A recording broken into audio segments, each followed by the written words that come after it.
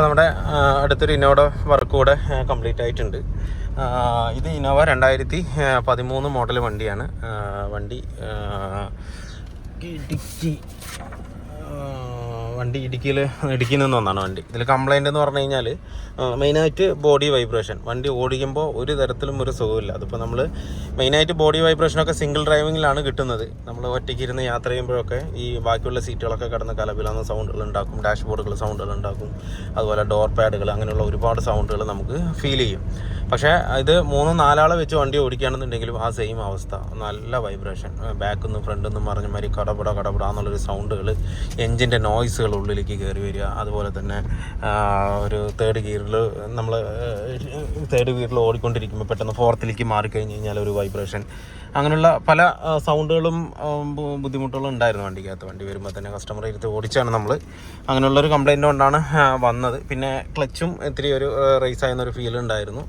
Raise ആകുമെന്ന് പറഞ്ഞു കഴിഞ്ഞാൽ ഒരു 100-110 അതിൻ്റെ മേലെ അത്രയ്ക്ക് അങ്ങ് കയറുന്നില്ല. അത് മാത്രമല്ല 100-110 എത്തുമ്പോൾ ചെറുതായിട്ട് വണ്ടി ഒരു ആടുന്ന പോലെ, ഒരു വിറയൽ പോലുള്ളൊരു ഫീലിംഗ് ഇതിനകത്തുണ്ടായിരുന്നു.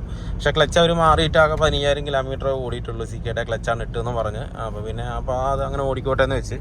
പിന്നെയുള്ള കംപ്ലയിൻ്റ് എന്ന് പറഞ്ഞു കഴിഞ്ഞാൽ ഈ ബോഡി വൈബ്രേഷനാണ് മെയിനായിട്ട് ഉണ്ടായിരുന്നത്. അപ്പോൾ നമ്മളത് ഫുള്ളായിട്ട് ചെക്ക് ചെയ്തതിൽ എഞ്ചിൻ മൗണ്ടും ഗിയർ ബോക്സ് മൗണ്ടും പക്കാ പോയതായിരുന്നു.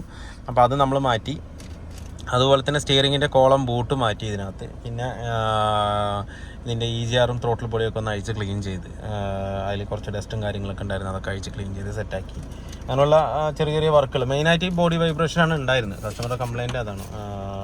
എല്ലാം അതുമായി ബന്ധപ്പെട്ട കാര്യങ്ങളാണ് ഇതിലുണ്ടായിരുന്നത്. EGR valve cleaning, body full vibration, need to clean cowl top, വൈപ്പറിൻ്റെ കവറുണ്ടല്ലോ, ആ കവറിൻ്റെ ബ്ലാക്ക് കളർ കവർ, ആ ബ്ലാക്ക് കളർ കവറ് ഗ്ലാസ്സിലിരിക്കുന്ന ഭാഗമുണ്ട്, ആ ഭാഗത്ത് പൊടി പിടിച്ചും മണ്ണ് പിടിച്ചും കിടക്കുന്ന സമയത്ത് ഇത് കിടന്ന് ഇങ്ങനെ വണ്ടി ചെറുതായിട്ട് വൈബ്രേറ്റ് ആകുമ്പോൾ അത് കിടന്ന് കിരി എന്നൊരു സൗണ്ട് ഉണ്ടാകും. ആ സൗണ്ട് നല്ലോണം ഉണ്ടായിരുന്നു. അപ്പോൾ നമ്മൾ അതഴിച്ച് ഫുള്ളായിട്ട് ക്ലീൻ ചെയ്തു. അപ്പോൾ ആ സൗണ്ട് പക്ക ഫിനിഷ് ആയിട്ടുണ്ട്. പിന്നെ engine mount, gear box mount മാറാൻ എഴുതിയിട്ടുണ്ട്, ക്ലച്ച് റേസിങ് എഴുതിയിട്ടുണ്ട്. പിന്നെ ABS-ൻ്റെ ഒരു വാർണിംഗ് ലൈറ്റ് കസ്റ്റമർ കംപ്ലയിൻറ്റ് പറയുന്നുണ്ടായിരുന്നു. അപ്പോൾ ഞാൻ വരുമ്പോൾ തന്നെ വാർണിംഗ് ലൈറ്റ് കത്തുന്നുണ്ടായിരുന്നു, ഇടയ്ക്ക് വന്ന് പോകുന്നുണ്ടായിരുന്നു.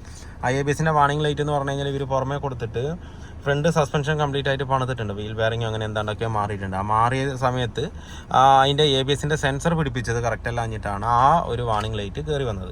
അപ്പോൾ നമ്മൾ അത് അഴിച്ച് റീസെറ്റ് ചെയ്ത് ആ ഓറിങ്ങിലൊക്കെ ഗ്രീസൊക്കെ കയറ്റി കറക്റ്റായിട്ട് സെറ്റ് ചെയ്തപ്പോൾ അത് കറക്റ്റ് വർക്കിംഗ് ആയിട്ടുണ്ട്.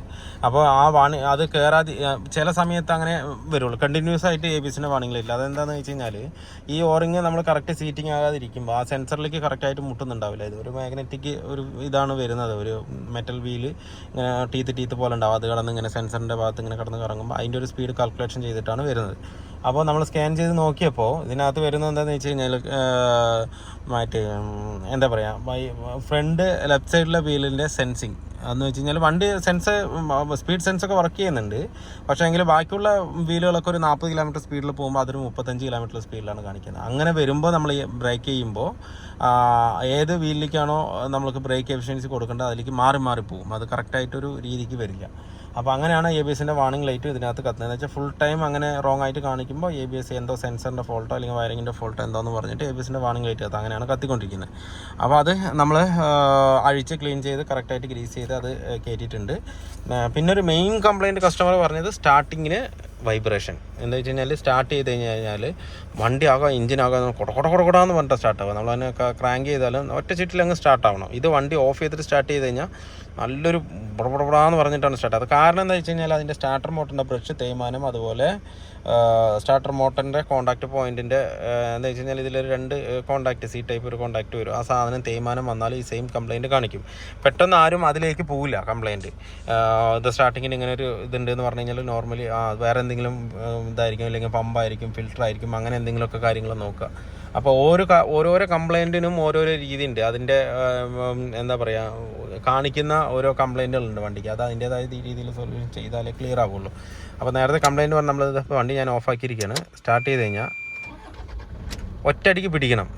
ഒരു 2 റൗണ്ട് കറങ്ങി കഴിഞ്ഞാൽ പിടിക്കണം. ഇത് 2 അല്ല 3 റൗണ്ട് കറങ്ങിയിട്ടും പിടിക്കാണ്ട് പിന്നെയാണ് പിടിക്കുന്നത്. അങ്ങനെ കറങ്ങുമ്പോൾ വണ്ടി നല്ലോണം ജെർക്കായിട്ട് ഫീലായി. ഇതിപ്പോൾ പക്ക സ്റ്റാർട്ടിങ് ആണ്, കണ്ടോ, ഒറ്റയടിക്ക് വണ്ടി സ്റ്റാർട്ടാവുന്നുണ്ട്.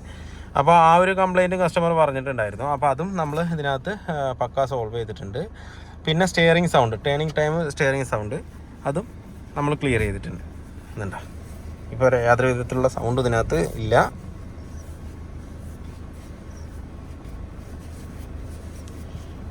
അപ്പോൾ ആ ഒരു സൗണ്ട് കസ്റ്റമറുടെ കംപ്ലൈൻ്റ് ഉണ്ട്. അപ്പോൾ അത് നമ്മൾ റെഡിയാക്കിയിട്ടുണ്ട്. പിന്നെ ഫോഗ് ലാമ്പ് ചെക്ക് ചെയ്യാൻ പറഞ്ഞിട്ടുണ്ട്, അത് ചെയ്തിട്ടുണ്ട്. ഹീറ്ററിൻ്റെ കേബിള് കട്ടായി കിടക്കുക, അത് പക്ഷേ ഈ ഹീറ്ററിൻ്റെ നോബ് കംപ്ലീറ്റ് ആയിട്ട് മാറിയാലേ അത് കംപ്ലീറ്റ് ആയിട്ട് ക്ലിയർ ആവുള്ളൂ. നമ്മളിപ്പോൾ ഇതിനകത്ത് ഇട്ടിട്ടുണ്ട്, പക്ഷെ അവിടെ വിട്ട് കിടക്കുകയാണ്, അത് കംപ്ലൈൻ്റ് ആണ്. അപ്പോൾ പിന്നെ മാറ്റണ്ടെന്ന് പറഞ്ഞു കസ്റ്റമർ. അത് അധികം യൂസ് ഇല്ലാത്തത് കൊണ്ട് അത് മാറ്റണ്ടെന്ന് പറഞ്ഞു. പിന്നെ റിയർ LH സൈഡ് സൗണ്ട് എന്ന് പറഞ്ഞിട്ടുണ്ട് കസ്റ്റമർ. ഇതൊക്കെ കസ്റ്റമറുടെ കംപ്ലൈൻ്റ് ആട്ടോ, കസ്റ്റമറുടെ ടോക്കാണ് നമ്മൾ എഴുതി വെക്കുന്നത് തന്നെ. അപ്പോൾ ആ ഒരു കംപ്ലൈൻറ്റ് നമ്മൾ സോൾവ് ചെയ്താൽ തന്നെ കസ്റ്റമർക്ക് ഹാപ്പിയാവും. കാരണം എന്താ വെച്ച് കഴിഞ്ഞാൽ അവരുടെ ആ ഒരു കംപ്ലൈൻറ്റ് കംപ്ലീറ്റ് ആയിട്ട് തീർന്നു കഴിഞ്ഞ് കഴിഞ്ഞാൽ പിന്നെ അവർക്ക് വണ്ടി ഓടിക്കാൻ നല്ല രസമുണ്ടാവും. അപ്പോൾ ഇത് റിയർ സൈഡ് വന്നത്, റിയർ സൈഡ് ഒരു ജാക്കിയുടെ നമ്മുടെ യൂണിറ്റ് വരുന്നുണ്ട് ബാക്കിൽ. ജാക്കി, ലിവർ, സ്പാനർ അങ്ങനെയുള്ള സാധനങ്ങൾ വെക്കാനായിട്ട് ഒരു ഇത് വരുന്നുണ്ട്. അപ്പോൾ അവിടെ കറക്റ്റായിട്ട് പ്രോപ്പറായിട്ട് ഫിക്സ് ചെയ്യണം. അതിലൊരു ബെൽറ്റും കൂടെ വരും, അതും കൂടെ ഫിക്സ് ചെയ്ത് കഴിഞ്ഞാൽ ആ കംപ്ലൈൻറ്റ് പൂർണ്ണമായിട്ട് സോൾവ്. അത് നമ്മൾ കറക്റ്റ് ചെയ്തിട്ടുണ്ട്. പിന്നെ പറഞ്ഞിരിക്കുന്നത് സ്റ്റിയറിംഗ് കോളം ബൂട്ട്, ഇതിൻ്റെ അടിയിൽ വരുന്ന കോളം ബൂട്ട് കംപ്ലീറ്റ് ആയിട്ട് പൊട്ടിക്കിടക്കായിരുന്നു, അത് നമ്മൾ ചെയ്തിട്ടുണ്ട്. ടൈം ബെൽറ്റ് ചെക്ക് ചെയ്യാൻ പറഞ്ഞിട്ടുണ്ട് കസ്റ്റമർ. എന്താ വെച്ച് കഴിഞ്ഞാൽ റീ രജിസ്ട്രേഷൻ വണ്ടിയാണ്, അങ്ങനെ എന്താണെന്നാണ് പറഞ്ഞത്. അപ്പോൾ എന്തായാലും ചെക്ക് ചെയ്യാൻ പറഞ്ഞു. ടൈം ബെൽറ്റ് ഓക്കെയാണ്, ഒറിജിനൽ ബെൽറ്റാണ്. ഇപ്പോൾ പുതിയതായിട്ട് ഇപ്പോൾ മാറ്റിയിട്ടുള്ളൂ വണ്ടി. കാരണം എന്താ വെച്ച് കഴിഞ്ഞാൽ ഇതിൽ 1,82,000 ഓടിയിട്ടുള്ളൂ കാണിക്കുന്നുള്ളൂ. പക്ഷേ ഹിസ്റ്ററി ചെക്ക് ചെയ്യുമ്പോൾ 2019 എങ്ങാണ്ടോ 2 ലക്ഷം എങ്ങാണ്ടോ ഓടിയിട്ടുണ്ടെന്നാണ് കസ്റ്റമർ പറഞ്ഞത്. അപ്പോൾ ഏകദേശം നല്ലൊരു കവറേജ് ആയിട്ടുണ്ടാവും കിലോമീറ്റർ. പക്ഷേ എഞ്ചിനെല്ലാം നല്ല സ്മൂത്താണ്, വണ്ടിയെല്ലാം ഓക്കെയാണ്, ഒരു കുഴപ്പമൊന്നുമില്ല. ടൈം ബെൽറ്റും ഇതിനകത്ത് കറക്റ്റാണ്.